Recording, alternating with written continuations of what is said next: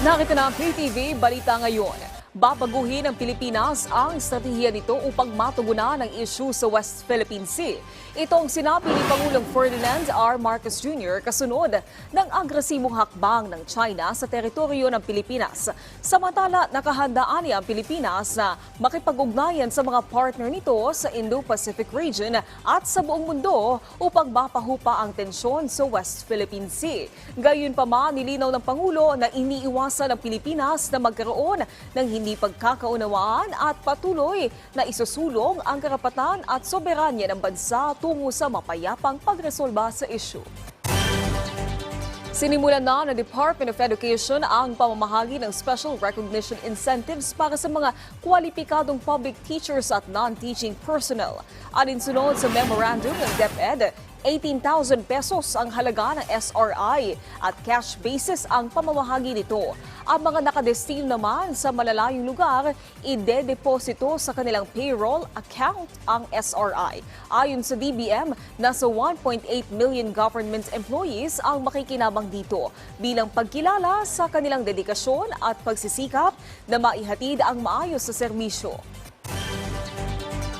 Samantala, alamin natin ang ibang balita mula kay Jessie Atienza ng PTV Cebu.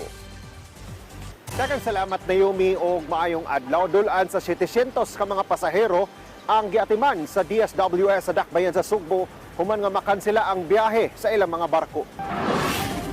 Temporaryong nag-star sa Cebu City Sports Center ang kapin sa 300 ani mga stranded na pasahero. Wa sila makasakay og dayon pauli sa ilang tagsa-tagsang destinasyon human gikansela ang biyahe sa mga barko tungod sa bagyo.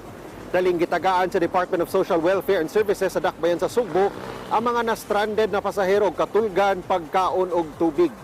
Subay ni nga balita, pipila sa mga na-stranded na mga pasahero midagsa sa mga ticketing office aron makapa-refund o makaparibook sa ilahang nakanselang biyahe.